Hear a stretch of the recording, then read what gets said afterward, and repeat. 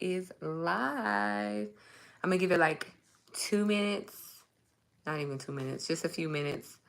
I guess that's two. And go ahead and start because I don't want this to be too long because I really have a whole layout. I really have a whole plan, a whole layout. I told y'all that I was gonna come back next week better than ever, and this is the first of my many videos. I tried to do the whole podcast thing and I love it, but I just really don't have the time to edit, and so I'm gonna try it live. So give it a few minutes for people to join the live, and then we're gonna go ahead and get started, get right into it, because I have a lot that I want to talk about tonight.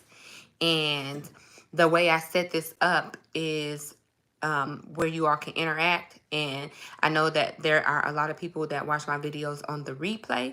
So if you are watching this on the replay, go ahead and say hey down in the comment section. Let me know you're watching it on the replay. But we are going to go ahead and get started because we got people in the live. Hey.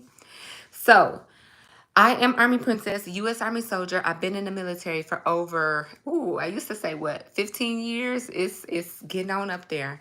I've been in the military for 17 years this year. And I love to share my experiences with you all so you all can become the best service members you can be. And with that being said, we're going to go into the very first part of this live tonight, and you all see the title. It is the problem with military recruiting. And yes, if you have been under a rock, then you know that military recruiting numbers has been trending downward for a while now. So we are going to get into it, and I wrote up this nice little intro for y'all, so let me go ahead and read it. Imagine signing a contract that legally binds you to a specific job for a specific amount of time. For 20 years, you'll have to submit to the demands of the mission. This could mean leaving family and friends at a day's notice, several back-to-back deployments, and even possibly being wounded in action. Now, you'll get to see the world. You'll get benefits and entitlements, make a decent pay, and even possibly open a door to endless opportunities. And at the end, you'll get a paycheck for the rest of your life, as well as compensation for any injuries sustained. Would you do it?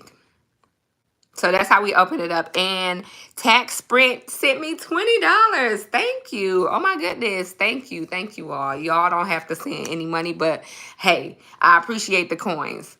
So with that being said, would you do it? And truthfully, young men and women these days are opting out. But the question is why? This goes back to our title. Why is military recruiting suffering? Why is it down? So I broke this live down into two main talking points. The two main talking points are the dwindling interest from Gen Z, because that's the age group, the category and age group that are joining the military now, and then other barriers for entry or of entry. So before we even go into talking about the two main talking points, I want y'all to let me know down in the comment section, do you think it is talking point number one, that there is a dwindling interest with Gen Z? Or is it talking point number two, that there may be other barriers to entry for people to join the military, and that may be the reason why recruiting numbers are low?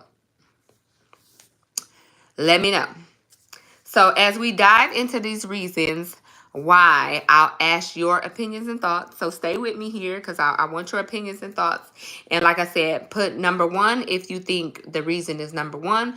Put a number two in the chat if you think the reason is number two. If y'all on a replay, go ahead and still do the same thing, because I will go back to these videos and these comments, and I will we can have a conversation down in the comment section. This is something that I'm going to be trying to start up weekly. This allows me to be able to talk to you all and interact with you all and still do the podcast style that I was doing, but without the editing. And we can talk in real time. So go ahead and put that in the below, and let's get into it. Hey, Kathleen, I don't know if I said that before, but hey, Kathleen, how are you doing?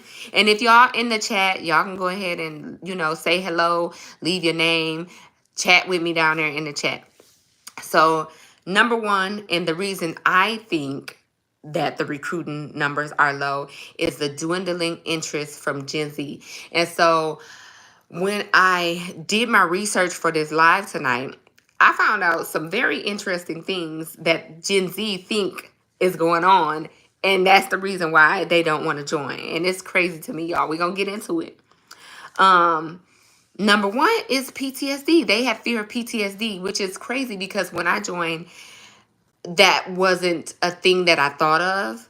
I didn't even know about PTSD, but back when I joined, social media, Google ability, if that's a word, and all those things were new. So I didn't have the access to search up the knowledge to understand what could happen to me. So PTSD wasn't even a thing.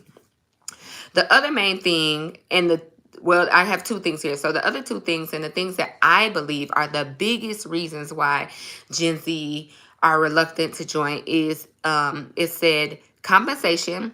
So they feel like for the amount of work that they have to give, they're not compensated enough, as well as limited freedom. Now, limited freedom, I can understand that. That is definitely a given when it joins the military. A lot of your freedoms and liberties and things that you used to do are taken away. So I can understand the limited freedom, but the compensation, to me, I guess I'm coming from somebody that came almost out of high school when I joined. So it's not like I had a six-figure job that I was leaving. It's not like I had a job that I was in for 5 or 10 years and I was leaving and I was taking a pay cut. I was actually increasing my pay because I came from working at Rally's and Burger King. So compensation to me, I was like, oh, I get to travel the world. I get to live for free. I get to do everything for free. I'll take it.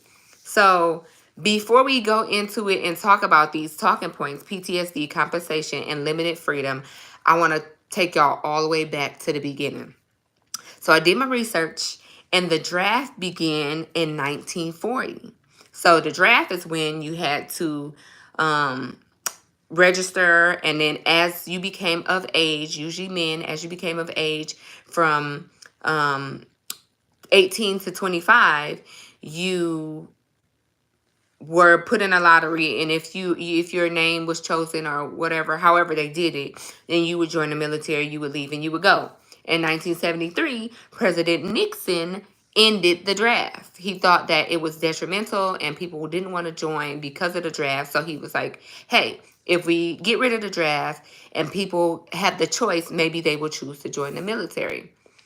So that was in 1973, but back in 1941, Pearl Harbor happened, the bombing of Pearl Harbor.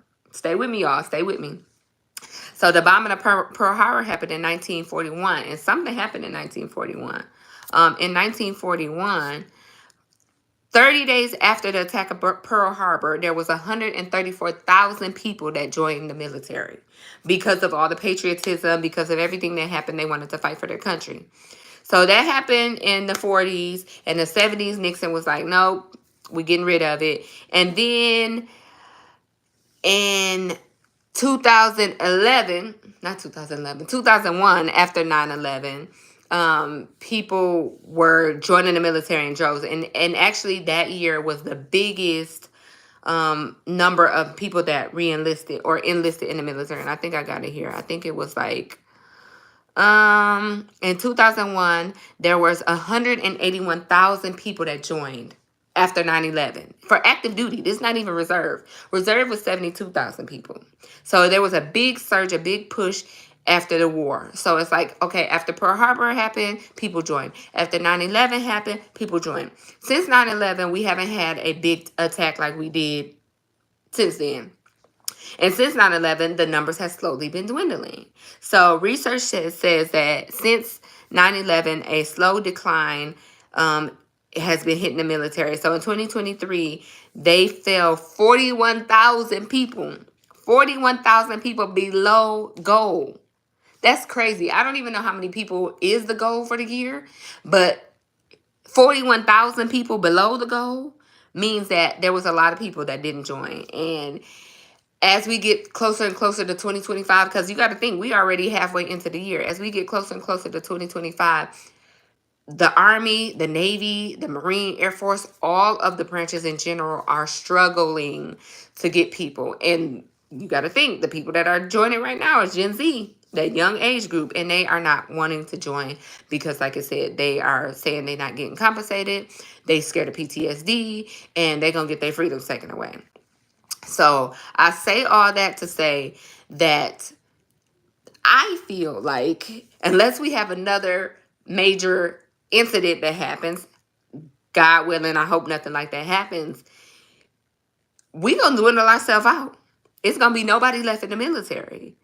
And I don't even want to imagine what it would be like if we had nobody left. I would imagine, I guess we would have a draft again. We would go back to that where they have to mandatorily make people join the military. So I give you all that history as far as what happened and why I think that we're slowly dwindling.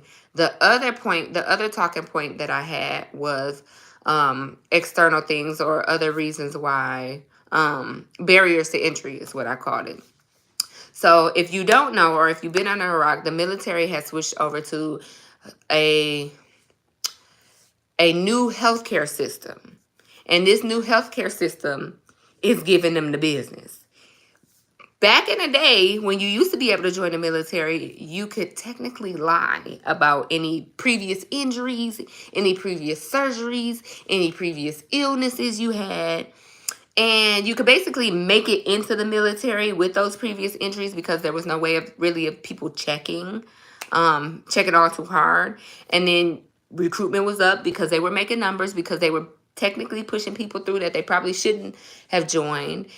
But what was happening was people got in, and say you had bronchitis or you had asthma and you had this big bad asthma attack, and for some reason you got hurt or you had to get discharged. Now the military has to pay you disability on something that you technically had before you joined. You shouldn't have never joined with it, but you can claim it after the fact because you came in with it, and you can say, hey, I got this downrange. So this is not the reason they put the new healthcare system, but one of the things that the new healthcare system is doing is weeding out those people that had those previous injuries and illnesses. Now everything is popping up.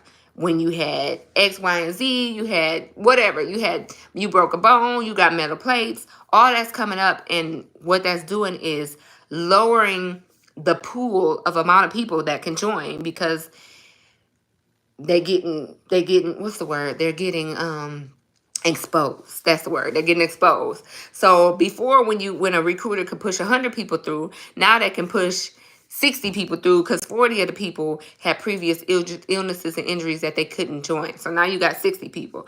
Out of the 60 people, you got people that don't have prior felonies. You got people that are smart enough to pass the ASVAB. You got people that are fit enough to pass the physical portion of join. That dwindled you down to now 30 people in your pot, where you used to have 100 people, or maybe you had 80 people in the pot.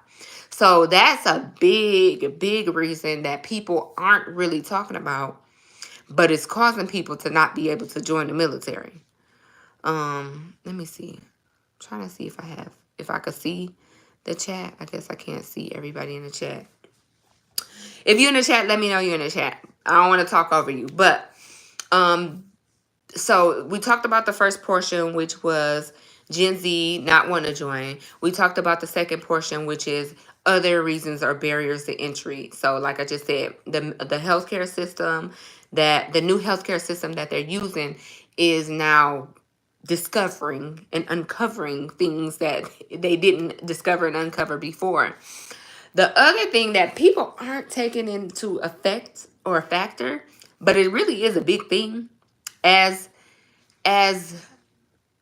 modern medicine or modern ingenuity happens, America is fat. And there's no easy, sweet way to say it. America is fat.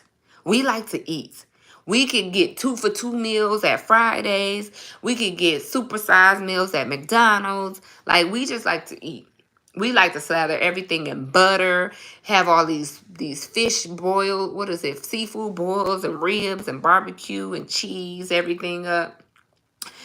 And now that little sector of people, that 30 people, that the pool of 30 people, that's Gen Zers that already are skeptical about joining and don't really want to join, they can't pass the physical test anyway.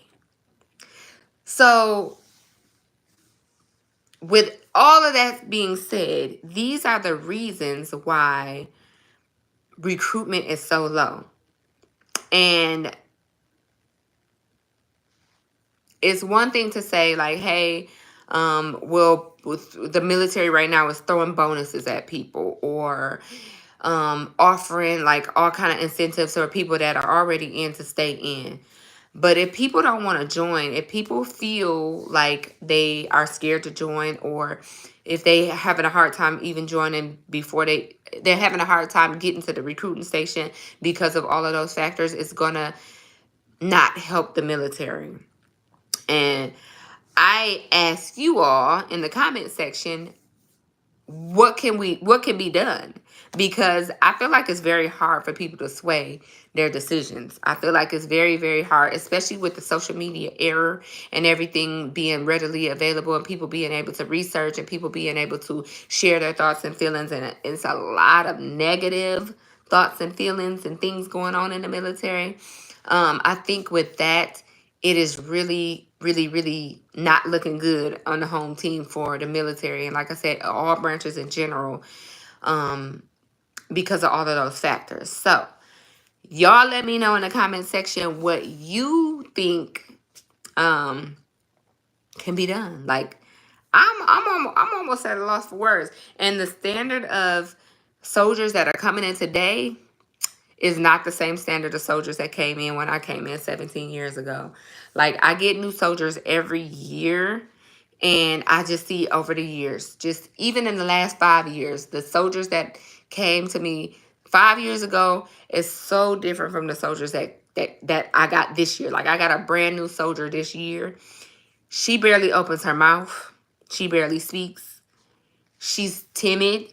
And then trying to push her, to motivate her to do something, it's like, no, like, not me. Like, I'm gonna be over here, you call me when you need me. And you can't be like that in the military. You can, but it's not going to give you a well-rounded, thriving career.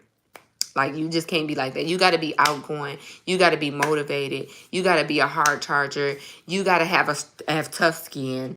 Some things that I learned since I've been in, and the Gen Zers, I mean, I hate to keep harping on the Gen Zers, but a lot of the Gen Zers today that I see joining just don't have those qualities. Not saying all of them, not saying they can't acquire them, but a lot of them don't have those qualities. And I need y'all's help in the comment section. What all can you do? Not what all can you do, but what suggestions do you all have to help? I got a comment from Darius. He says, I don't know exactly what can be done. I'm enlisting in the Air Force at the ripe age of 30, but I also don't have the Gen Z mindset. You have to be committed and going with a plan. That is true. And for y'all that's watching right now, go ahead and hit that thumbs up button. That really, really does help my channel. I'm trying to revive it. I'm trying to bring it back. So the thumbs up in the comments really do help me. But Darius, this is a great point. And I like how you put in there your age, because a lot of people feel that if they're older, which 30 to me is not old, but if they're older, it's going to be harder for them to join. And I definitely disagree. Now, the one thing that may be a little bit harder, that is harder for people that are like over 21, is the physical aspect. But you can always work to that. You can always get there, especially if you haven't been very physical before you got in. But I don't consider necessarily 30 to be that Gen Z mindset, like you said. So it's good that you're not coming in with that mindset. Make sure you are motivated. And like you said, have a plan. I always preach this on my channel from A to Z. Is come in with a plan. And so Darius, since you say you about to join, and you say you trying to come in with a plan, write down your goals. What do you want to achieve in the next, I don't know, 3 to 5 years, however long your initial contract is? What do you want to achieve? Make sure you come up with a plan to actually hit those goals, so that you can get what you came to get out of the military, because the military is definitely going to take from you. So make sure you get all you can out of the military. And just be the change that you want to see, especially because your disadvantage is you are going to come in with Gen Zers. It's going to be the people in your basic training are going to be 18, 19, 20, 21, just now leaving home, never been away from their family, don't really know how to act and move in life as a new adult. And I'm telling y'all, when I see these young people come in, they either aren't very motivated or they don't have a plan. Like, they just here, I showed up, I'm here one day, I made it through basic training. What do I do now? And you cannot come in like that. You won't make it very far. You got to come in with a plan. And I wish somebody had preached that to me when I joined the military 17 years ago, because I definitely would have been further along now than I am. But I I quickly got it together and made a plan. And now I have, this year I have met all of my goals, like pretty much all of my goals. I got like one little teeny goal, but it wasn't a main goal. It was like, if I make all the other goals, then I will do this. And so I made all my other goals, and I have arrived. I'm here. So make sure you come in with a plan. If y'all have any other questions, make sure you go ahead and drop them in the comment section.